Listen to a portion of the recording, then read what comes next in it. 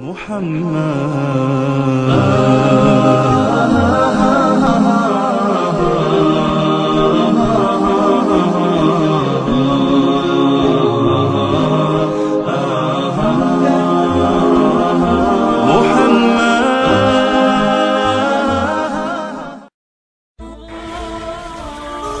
sallallahu alayhi wa sallam tells us, I want you to listen to this beautiful hadith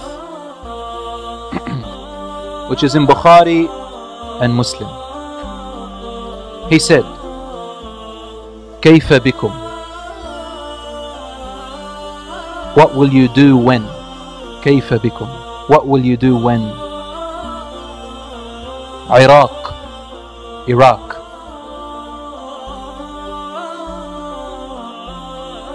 منعت العراق قفيزها ودينارها.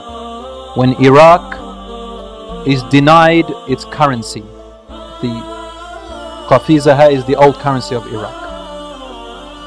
What will be your state and what will you do when Asham, when its currency is denied?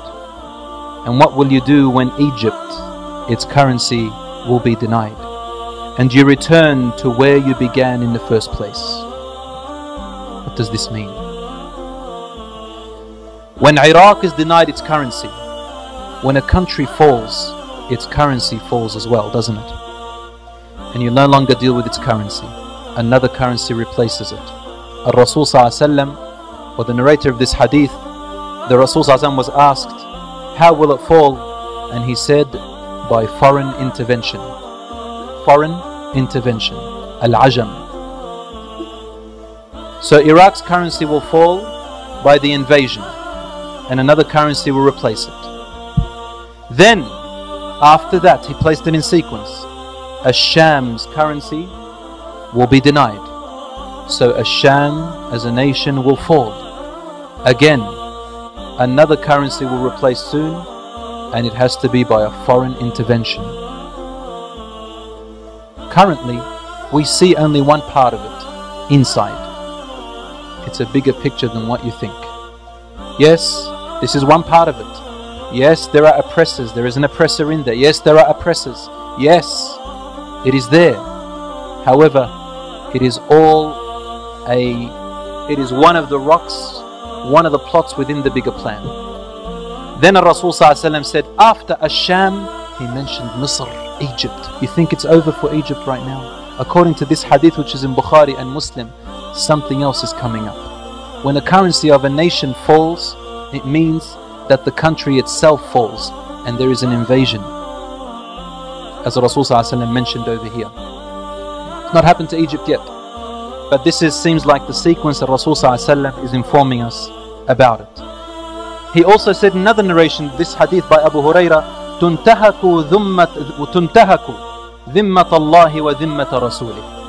What does this mean? ذِمَّةَ Allah, meaning the Romans or the non-Muslims who used to exist at the time of Islam, when Islam ruled for more than 1,000 years. There were non-Muslims who lived in the lands of Islam, and they were called Dhummis, meaning the ones who are entrusted to us. They lived in our lands and we gave them the right to live in peace, and they had to pay something in return for our protection of them. But not the Muslims. Muslims pay zakat. They had to pay this thing called jizya, which means that we'll protect you, provide you. Today they say tax, we call it jizya for the non-Muslims who live among us. Only this is a type of agreement. When this, he said, the people who used to do this before, they will no longer do it anymore, meaning they will be overpowering you. And these are the types of people who will invade you. Now these are the facts, and we see it today. What has happened to Iraq is not something that anyone can deny. And what is now happening in Asham is both intervention within and outside. And it is yet to come.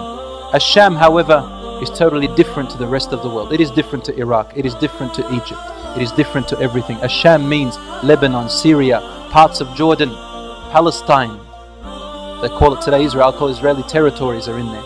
Palestine and parts of Turkey. This was Asham. And you know when after World War I what happened? They divided Asham. They concentrated on Asham to divide it into different states, each one with a flag. And they turned the Arabs and Turks against each other because we were once one nation.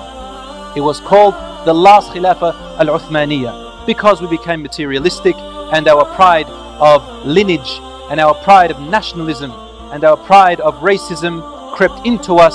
This was the best way to plot and plan to break us apart. Until today, look at us in misery. For Rasul said, "Utrukuha fa innaha muntina." Leave it alone, for it is a stinking carcass. It cannot bring anything but misery, unhappiness and stench. This is what's happening to us today.